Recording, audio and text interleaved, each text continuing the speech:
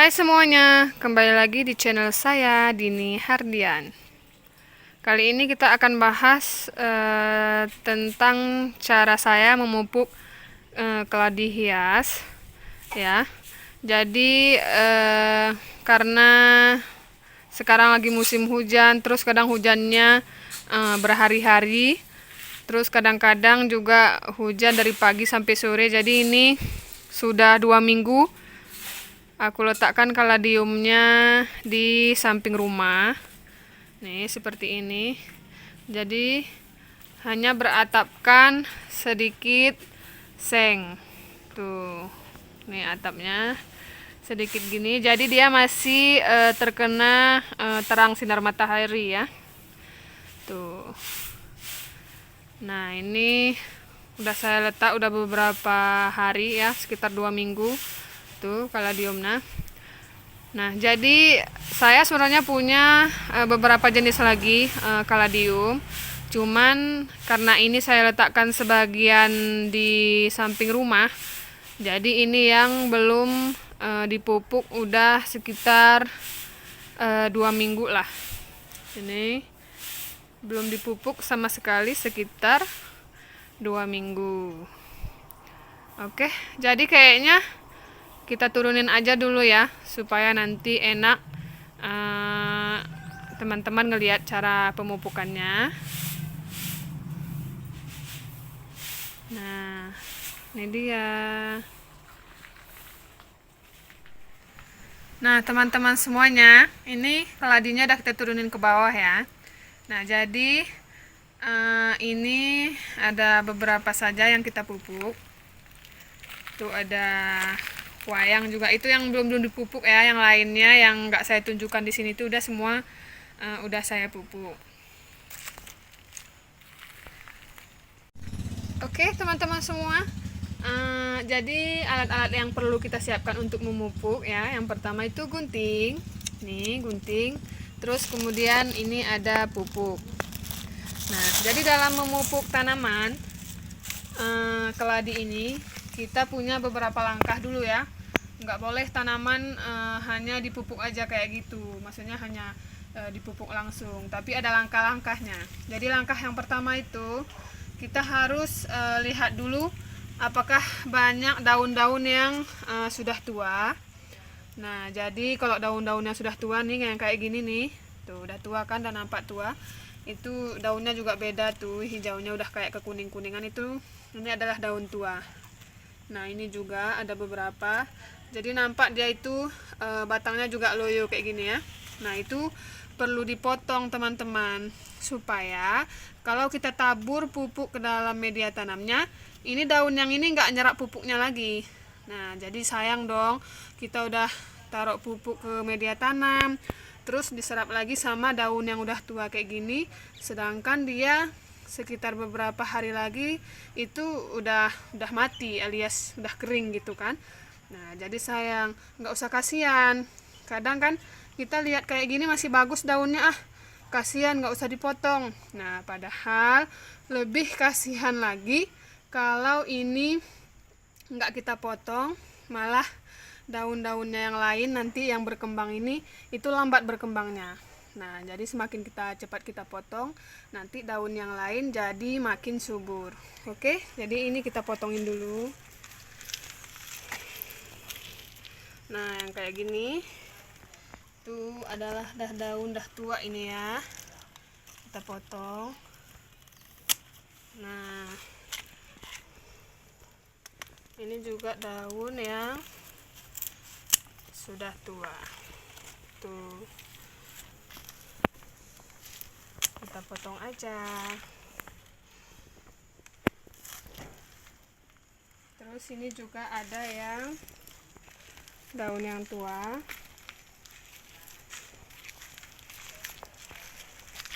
Nah, ini keladi mirzani. Nah, ini juga daunnya udah tua. Nah, kelihatan kan ini kan kayak masih cantik, tapi sebenarnya ini tuh udah nampak tua. Tuh, jadi kita potong aja.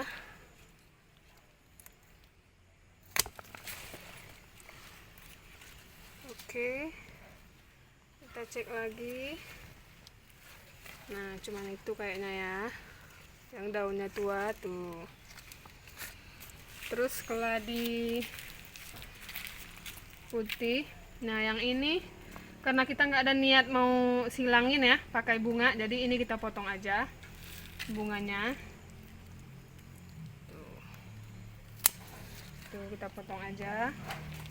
Terus ini keladi blaze kalau nggak salah ya nama keladinya. Nah ini juga ada daun tuanya tuh, jadi kita potong.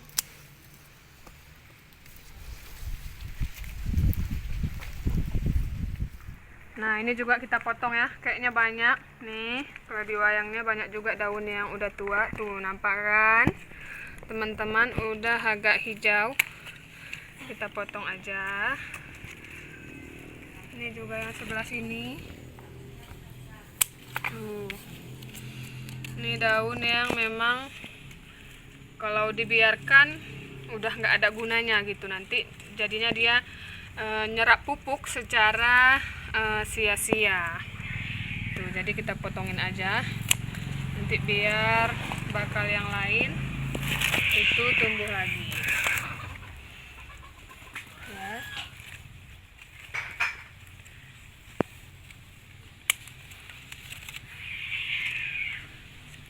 Oke teman-teman, tips yang kedua itu kalau ada rumput-rumput yang tumbuh. Nah kalau ada rumput-rumput, misalnya ada rumput tumbuh di media tanamnya, itu ada bagusnya kita ambil aja, karena dia juga biasanya nyerap pupuk ya teman-teman. Jadi bisa kita cabutin dulu kalau ada rumput-rumput yang ada di media tanamnya, jadi dia nggak nyerap pupuknya waktu kita taburkan pupuknya nanti. Kemudian selanjutnya tips yang ketiga, nah ini tanahnya agak kita cungkil-cungkil seperti ini ya tuh. Nah sebenarnya keberadaan lumut pada tanaman keladi ini tuh juga menguntungkan, jadi dia membuat media tanamnya itu jadi lembab. Jadi lumutnya kita biarin aja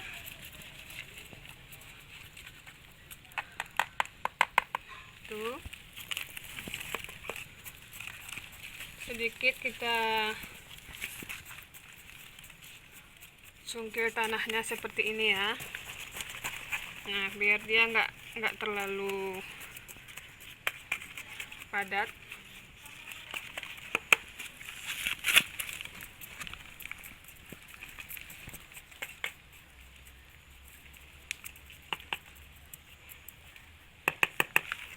Nah terus karena media tanamnya sudah agak kita cungkil seperti ini ya.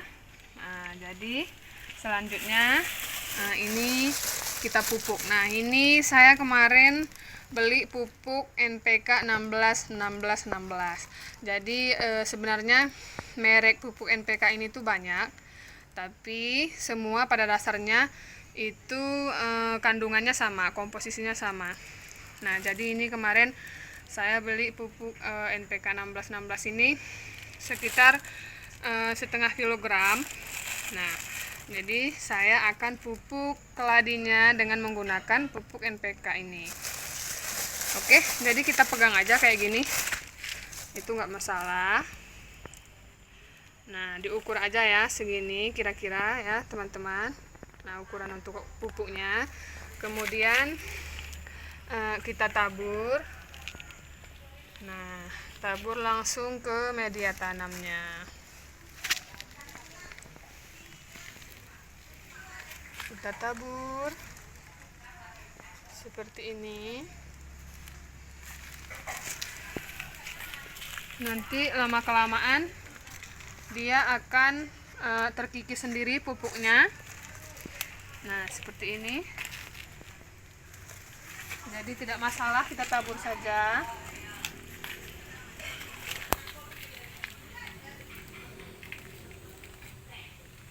Seperti ini ya kurang lebih ya.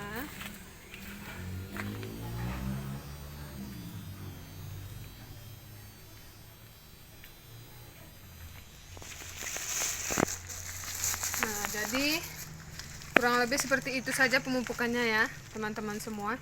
Jadi sebenarnya cara memupuknya juga bisa dengan cara dicairkan dulu pupuk NPK-nya dengan menggunakan air, kemudian disiram. Tapi kalau saya metode pemupukannya lebih aman yang seperti ini. Kenapa? Karena kalau menggunakan air, media air, kadang saya nanti takut kena ke daunnya.